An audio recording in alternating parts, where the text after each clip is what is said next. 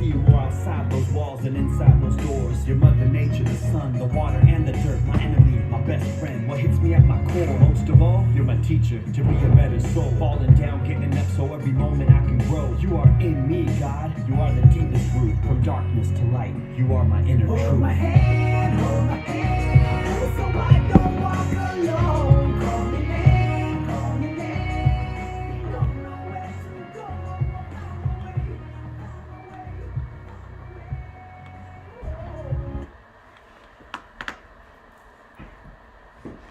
It's so quiet in here. Good morning, everyone. Good morning. Welcome to Center for Spiritual Living Morristown. I'm Frankie and I'm honored to be of service today with John Heron, who's a licensed practitioner with Center for Spiritual Living Princeton. And the exciting news is that John will be the speaker on April 9th. Those of you that celebrate Easter, I'm sure he'll bring some metaphysical interpretation of it to all of you, and Gail will be assisting. So we have a workshop here today afterwards. That's why that little space is all set up. Kat Roman will be offering the sound bath. If you have not yet registered, you're still welcome to stay. I'm pretty sure we have some spaces left, and we'd love to have you. It's one of these incredibly relaxing things to do, where you're just gonna lie down on a yoga mat. We have some extras, and you just take a nap. Oh, if you do, if you fall asleep, it's actually probably even better, but you just relax, and it's just such a wonderful experience. So that's at 12:45, and we are exploring a whole beautiful theme for the year, which is living out loud, with the theme for March, and today is the last Sunday for that, cultivating authenticity. And today our topic is a thief named shame. Yes, and so for those of you that aren't so familiar with us or haven't memorized our vision, it's transforming lives through the science of mind, philosophy, faith, and way of life. And our mission is providing spiritual inspiration to individuals that lifts each of us up to transform our lives, that then create a world that works for everyone. Imagine that. And so those of you that are joining us online, we are so glad you're with us. Right now we are on YouTube and on Facebook, and we would love for you to say hello and do a thumbs up or a thumbs down, or ask questions, make comments, say hello to one another, because that is a community, right? It's not a community that's here in person that you get to hug and look in their eyes, but it's still community. And yeah, I'll share a little bit later some other things that we have going on that we want you to know about. But right now, let's say hello to one another. Let's put our hands together. And this is our Namaste practice, and Namaste means the divinity in me blesses the divinity in you. That's the thing about science of mind, right? We go right to the source. We go right to our spirit, to our soul. And so just bow to somebody and say Namaste. Namaste.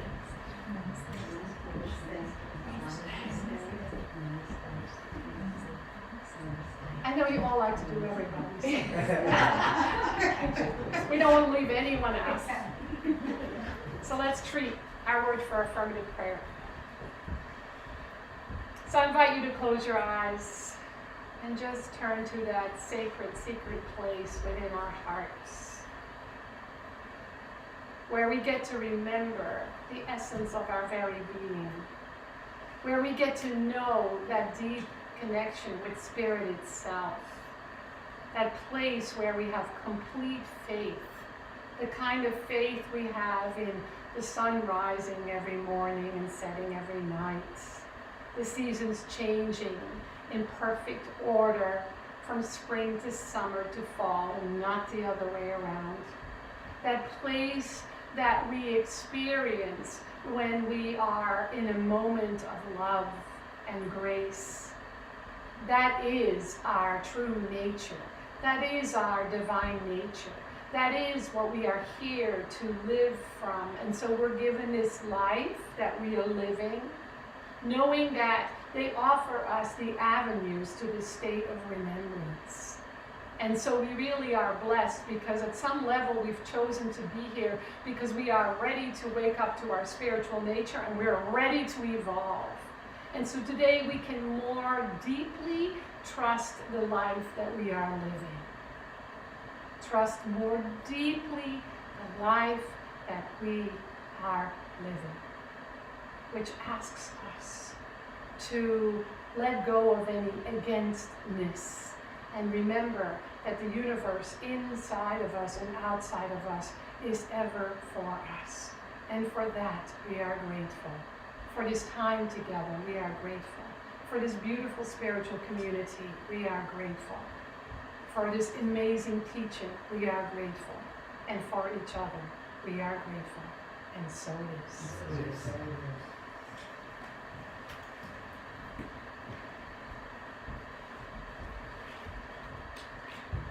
So some of you have this little journal and you get to take notes every week. The topics change, but the theme for the year and the theme for the month stays the same. And in today's week, week 4, it has this amazing quote by Brené Brown, who's one of my favorite authors. She says, "Shame is the intensely painful feeling or experience of believing that we are flawed and therefore unworthy of love and belonging." See if you recognize that in a personal way as I repeat it again. Shame is the intensely painful feeling or experience of believing that we are flawed and therefore unworthy of love and belonging. If that doesn't kick your emotional butt, I don't know what would, right? Shame is such a powerful, universal feeling. And when I say universal, I don't mean it in terms of the way we use the word universal, spiritual, but it's a feeling that everybody knows. I mean, do you know anybody who's never experienced shame? Well, maybe a profound psychopath or sociopath. I never know the difference, right? But even that is based on shame, right? Everybody experiences it at some time or another. Anybody here ever felt humiliated? Hello? Yes, of course. It's part of our human experience, and it can wreak havoc with us if we let it run the show. If we don't notice it, if we don't work with it, if we don't take a look at it, if we don't step back and bring that self that is whole, perfect, and complete, that is pure love, to take care of it. And so we know that it can wreak havoc, right?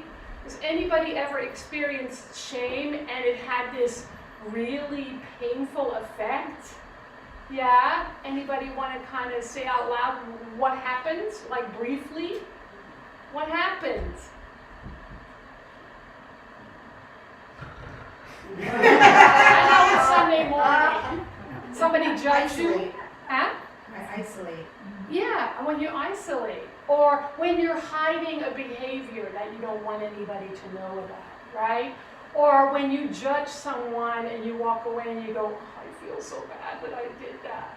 Or when we shame ourselves by thinking we're not good enough, smart enough, pretty enough, rich enough, whatever enough, right? Those are all ways that can really harm us. So we know now, we've known for a while, that body, mind, spirit are connected. So how could we imagine that the feeling of shame that we don't deal with doesn't show up in our physical body by means of illness or any limitation?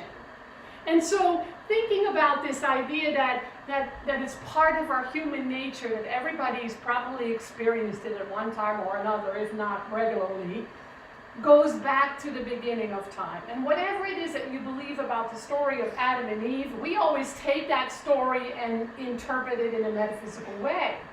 The first two human beings on the planet found themselves in the Garden of Eden, that place we all long to return to, that place of bliss, that place of magic, that place of fullness and richness and happiness. And what were they told? They were told, you can do anything you want to, but don't eat from this tree. What did they do? They ate from that tree. Anybody ever experienced that? Yes, of course. As children, don't touch the stove. Touch the stove. Right? That's just a teeny example.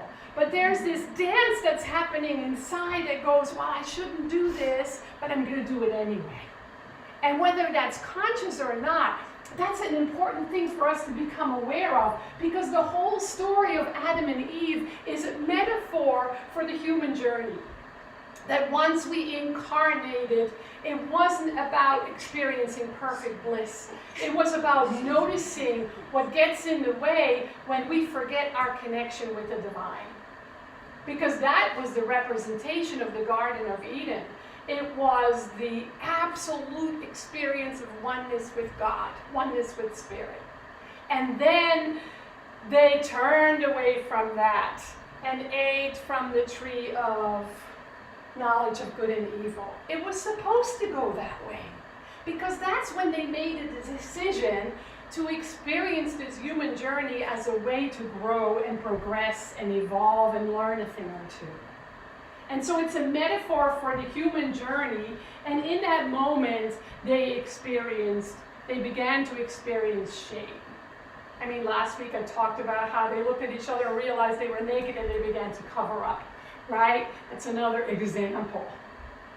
And so shame then is not an either or. It's not a yeah, but it's not really our spiritual nature. It's really realizing that it's something that can be helpful and harmful, both. And to work with it that way. And I love this quote by the Kuwaiti-American author and spiritual teacher, A.H. Almaas, who says, your environment wasn't supportive, wasn't loving, didn't respond to you. The fundamental thing that happened, and the greatest calamity is not that there was no love or support. The greater calamity, which is caused by the first calamity, is that you lost the connection to your essence. You lost the connection to your essence. That is much more important than whether your mother or father loved you or not. That is much more important than whether your mother or father loved you or not. And so what we find, that all the stories we tell about this happened or that happened or they did this to me or they did that to me, that's not what any of this is about. This is about our own personal connection to Spirit, our own personal connection to God, to our soul, to our essential nature, whatever you call that. And so when that connection breaks, we find ourselves struggling, suffering, ashamed, in pain, sick, broke. And so the key then is for us to notice, to go through life and notice when we are in shame, when we are in disconnect, when we are in lack, when we are in limitation. Because what is that? In our teaching we say it's simply a belief in separation. It's simply a belief in separation from our essential nature. That is then about our being nature. When I first heard that shame is about our being nature and guilt is about our doing nature, I had a huge healing happen, a huge shift happen in consciousness. because I didn't know the difference. Now I know. When I feel shame, it's about something I feel about my being, inherent beingness, which can never be the truth, because the truth is whole, perfect, and complete, one with the divine, spirit in form, right? And guilt is, I did something wrong and I need to do something about it. Very big difference, right? And so when we notice how we are being on the inside, regardless of what's going on, that gives us information. How much we have forgotten our essential nature. How much we have disconnected from the truth of our very being. That's powerful information, because once we have the information, we know what to do. Even though our ego mind says, I don't know what to do, yeah, you do. Something in you does. Are you listening? Are you paying attention? Can you do a spiritual practice? Can you call a practitioner? Can you maybe read a book that feeds your heart and soul? And so in the moment of becoming aware of a sense of shame, we get to make choices, right? If we can just give ourselves the moment long enough to make a choice, then we can choose to realize and take responsibility that we're experiencing a sense of separation from our essential nature. And in that awareness, we can explore the beliefs a little bit. I arrived at a place in this teaching, and I've been in this teaching for 40 some years. I arrived at this place where I had to stop blaming anybody or anything. And I had to take full responsibility for my own experience in a loving way, because when we first learn to do that in this teaching, it's so easy to beat ourselves up about it. But to do it in a gentle, loving way, knowing that it is a lifelong process. And that when we do the practices, there come moments where all of a sudden, it hits. I've been working on some things in the last few years with my prayer partners. I have 3, I need 3. And all of a sudden, a few weeks ago, boom, boom, boom, a bunch of things shifted. And I looked back and I said, oh, that's so interesting. That's exactly what I've been treating for. So if it doesn't demonstrate in a week or a month, I cannot give up. I keep practicing because I know that's how it works. It demonstrates when it demonstrates. And can I trust that? I know I can. So a sense of separation then is a thief. Maybe it's not a thief called shame. Maybe it's a thief called joy, or a thief called anger, or a thief called frustration. What does shame steal from you? What does it steal? Your light. Your light. Joy. Love. Joy. Time. Time. Intention. Connection. Why would we choose that? Why would we choose to have our shame steal our connection, our joy, time, energy, love, peace, harmony? That's because we keep so intently holding on to the limiting belief that we are separate from the divine. That we'll do all this stuff out here, nibbling off the tree, instead of going back to the Garden of Eden that is already within us. It's a practice, right? And so that sense of feeling unloved, or feeling unworthy, or feeling not blank enough, fill out the blank, or feeling a disconnect, can be a gift.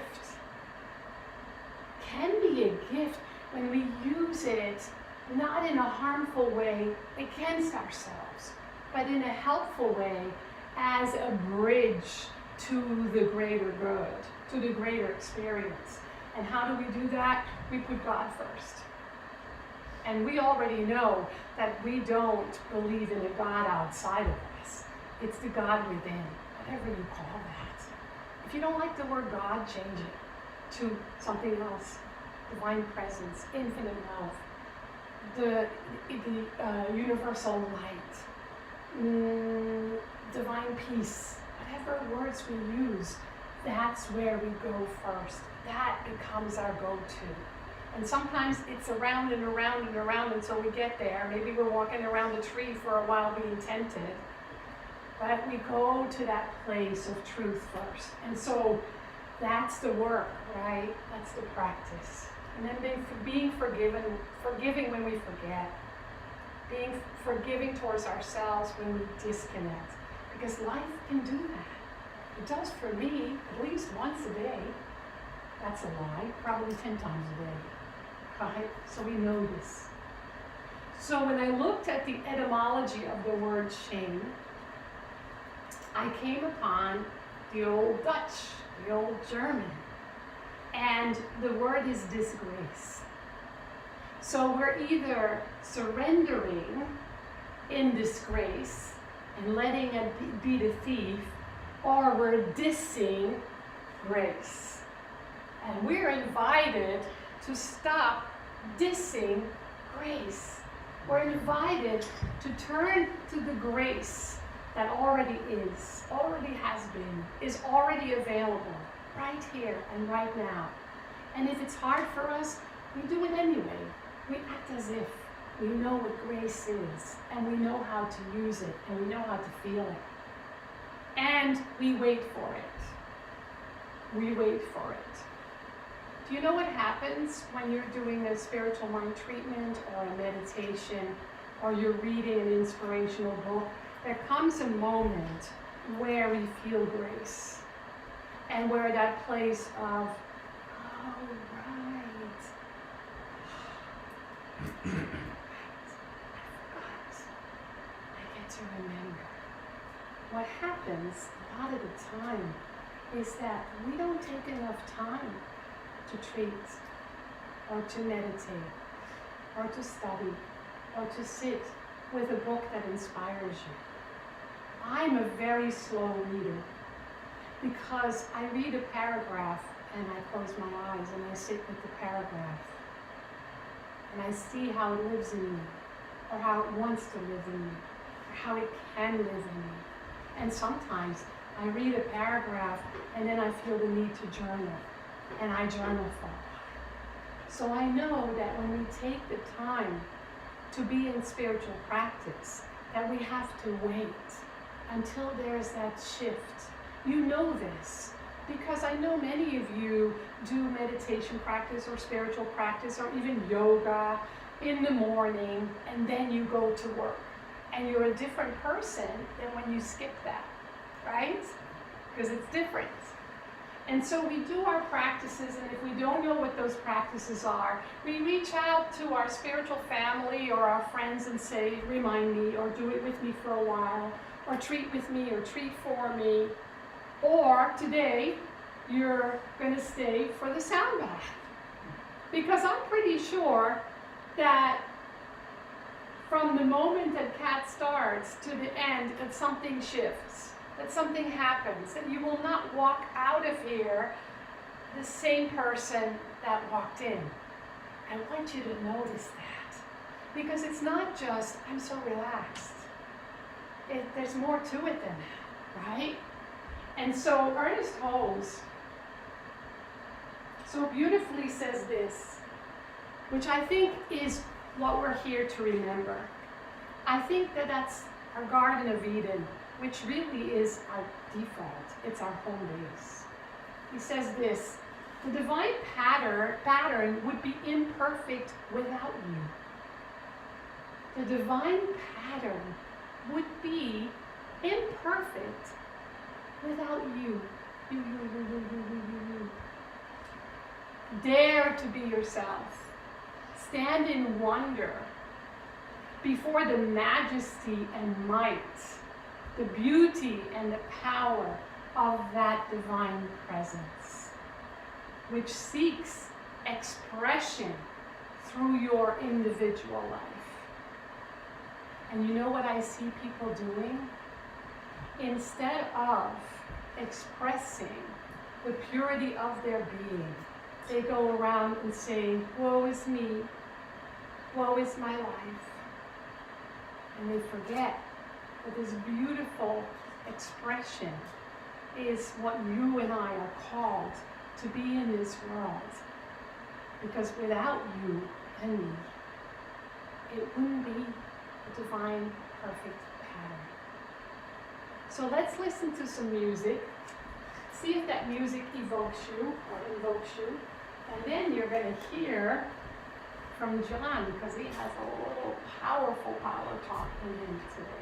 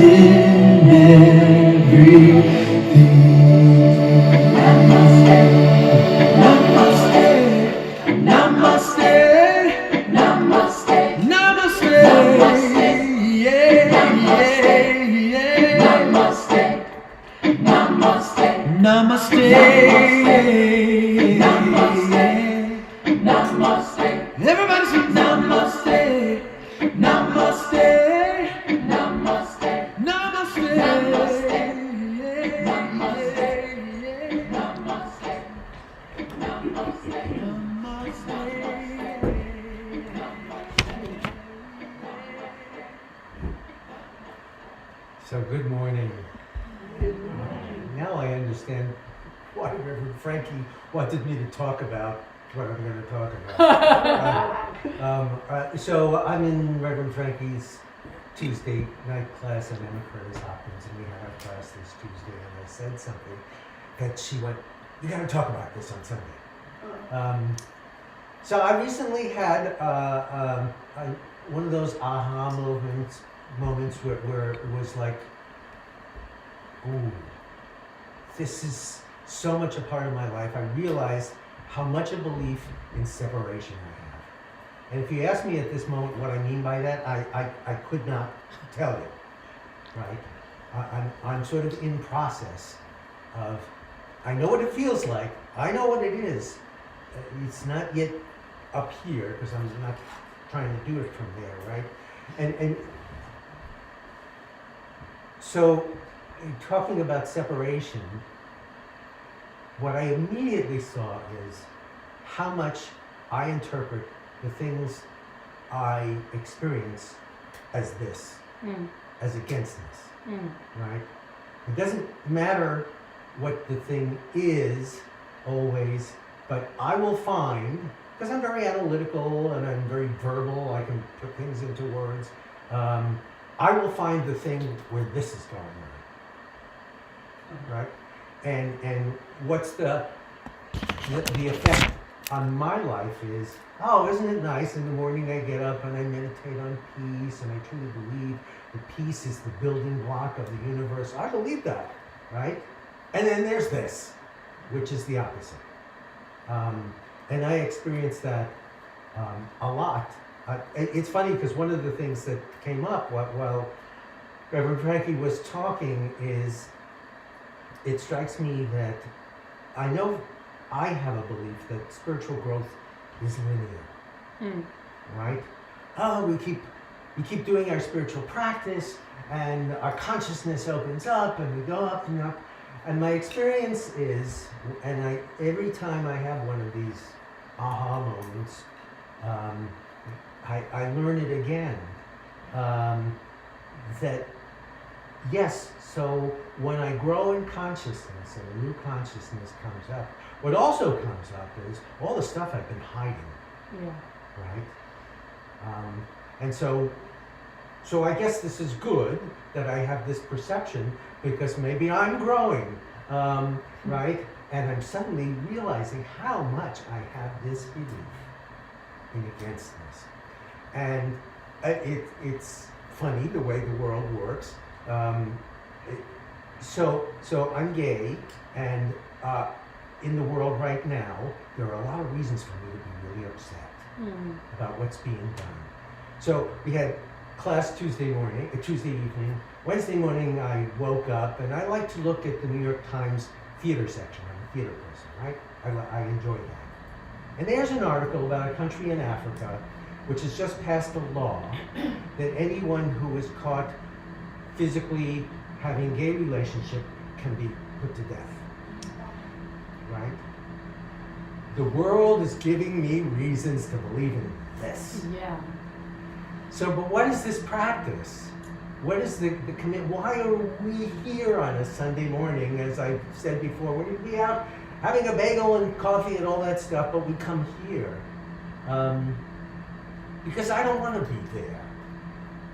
I have a million reasons to be there. The world is showing me a million reasons why I should be angry, why I should be really upset, why people like me are being killed.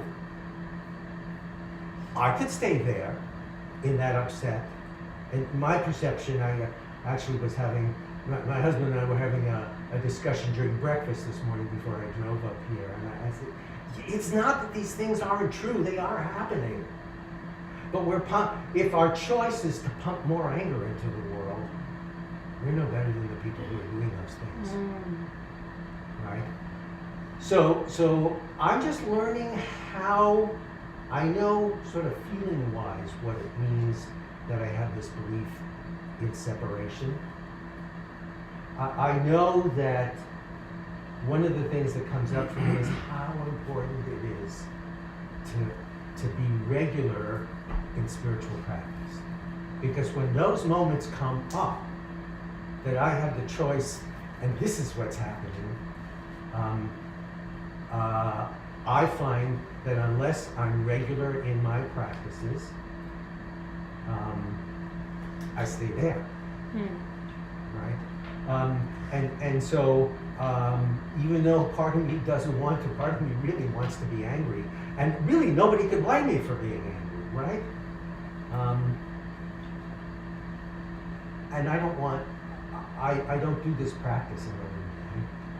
I do this practice because I truly believe that there is peace present, living in me, in every one of us. And I want to experience that. I want to know that. So I guess the thing, and it's funny, while Reverend Frankie was talking, an old memory came up. Years ago, I took a personal growth seminar, and it was very good stuff. It was very heart-centered kind of thing. And I became aware of something which had changed my life. And that is that my way of hiding sometimes is that I appear very loving. Right? And I was using that as a way of hiding. Right? Because nobody goes beyond that. Oh, he's this sweet guy and he's really loving and he's supportive and all that kind of stuff. And inside of me, I was boiling and there was a lot of fear and a lot of stuff going on. And as soon as I caught it, I saw I project loving so that the world won't go any further and I won't be threatened. I stopped doing it. And I know my friends must have thought I was nuts, because the minute there was shame around being gay, about the other things in my life and all that kind of stuff, the minute I caught myself doing it, I would go to somebody and say, you know, I'm gay. And they know that they thought I was crazy. But I was determined that at that moment where I was hiding something, I was going to put it out there. Right? No, I don't do that. I don't do that anymore because I don't need to do that anymore because I've developed. So I guess when I was thinking of what I was going to say this morning, I didn't put a frame around it because I thought that's going to make it into, I think what Reverend Frankie wanted me to say was how, no matter what your practice is and all that stuff, this stuff inside is waiting to be healed, is waiting to reveal itself, because we all deserve to experience the peace and the love and all of that. And I suppose there's no way to get there. I don't know of any way to get there, but looking it in the face. Right? And my practice has been, I do, Emma Curtis Hopkins, she does a practice, she taught a practice called, this too is good, this too is God, this too is for me, and I demand to see their blessing. Because what I know is, the way I think of it, Spirit is blessing, infinite blessing, everywhere, at all times. Ernest Holmes calls it the all good, right? I want that, right? Isn't that why we're here? We want that. Imagine living in a world that we knew was all blessing. And so the only way I know to do it, that's what I do. I look it right in the face when it's right in front of me. God knows it shows up all the time. This too is good. I know this is blessing trying to reveal itself to me, and I'm putting something else up here. This too is good. This too is God. This too is for me. And I demand to see the blessing. And that demand to me is, I'm asking, please show me the blessing. And so anyway, this is, I thought while Reverend Frankie was talking, yeah, this has been my experience right now. All of this is showing up. So there's no end to what I'm saying. I'm just going to stop.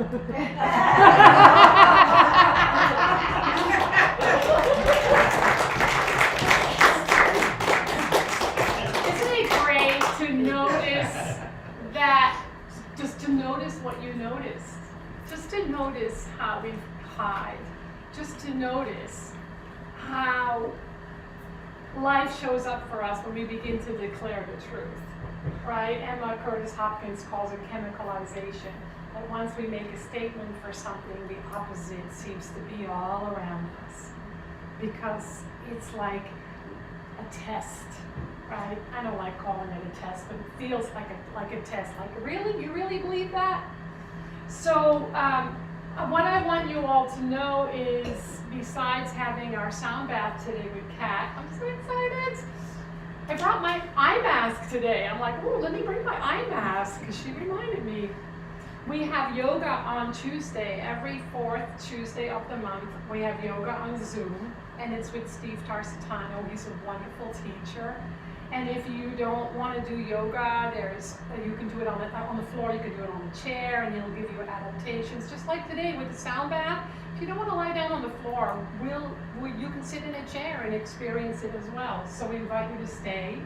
Next Sunday, we have social hour. So if you'd like to bring a snack, we don't do huge potlucks anymore because we don't have the room for it. But if you'd like to bring a snack to share, that would be wonderful. And if anybody would like to volunteer to help set it up, let me know.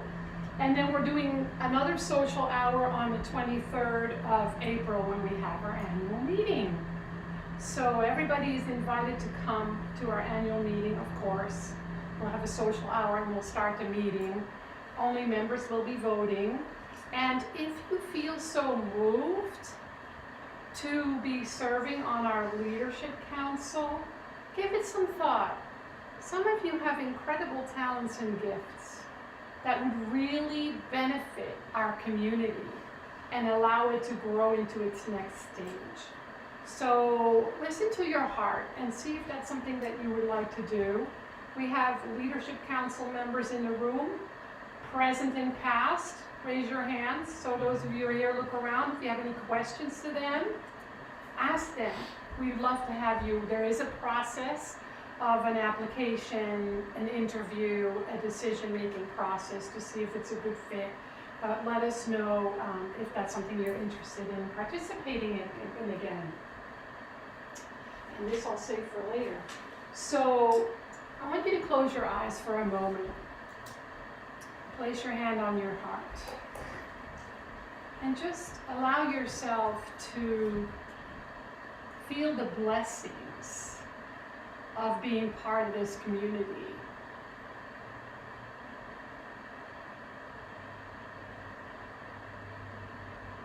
The blessing of having found each other. Because I know some of you have developed beautiful friendships, relationships.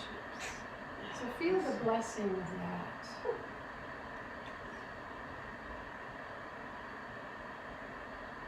And then feel the blessings of the teaching, which is always, for me, the main blessing. This beautiful teaching that transforms us, transforms our lives, allows us to be of service to the greater good.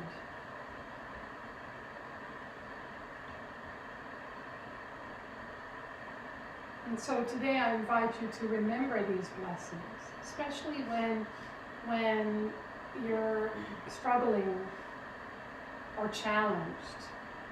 Just really let the blessings of this community, this teaching, of each other, just wash over you and flow through you and fill you. And let yourself remember what was missing before, and how the blessings are still a part of who and what we are. And they're still nourishing us and healing us and supporting us and reminding us of all the beauty within that we already are, already have available.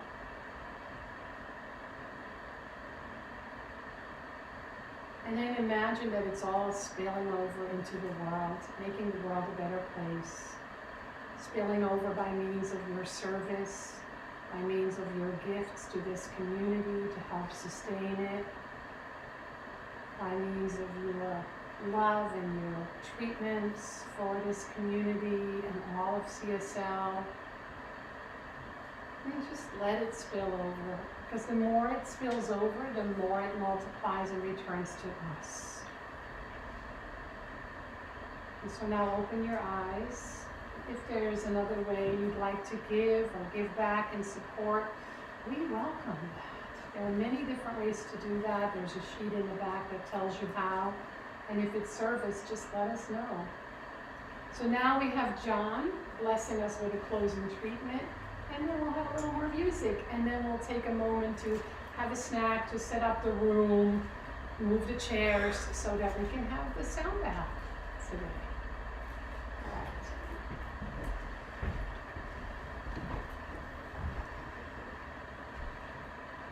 And so this word is for this glorious service. And all those who are present, all those who wish they were present, all those who are present online, either at this time or any time.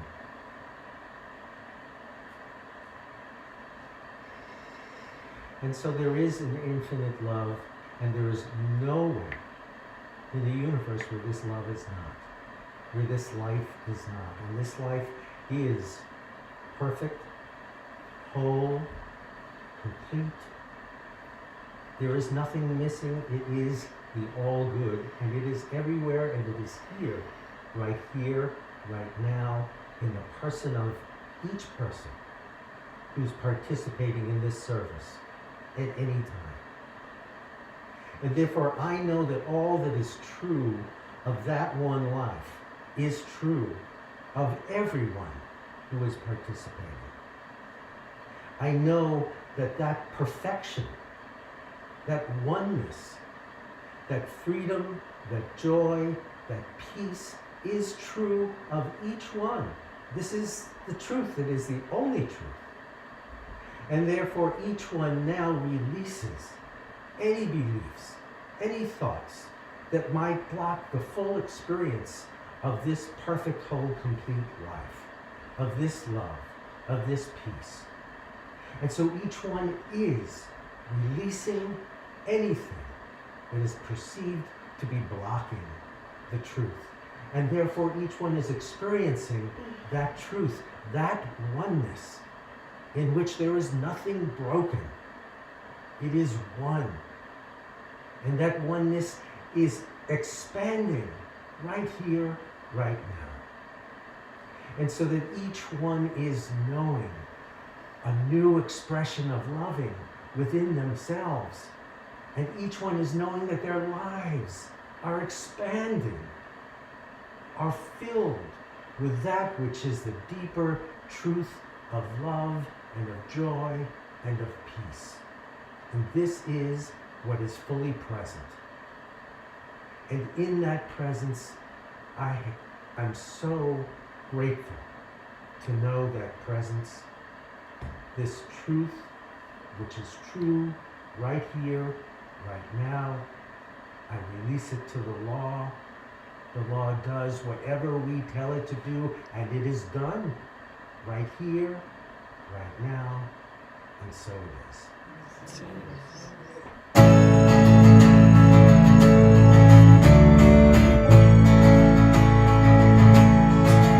There is more than enough in the universe that you created. There is more than enough on a planet of sacred design. There is more than enough for humanity made in your image. Why would I worry? Why would I doubt? Why would I ever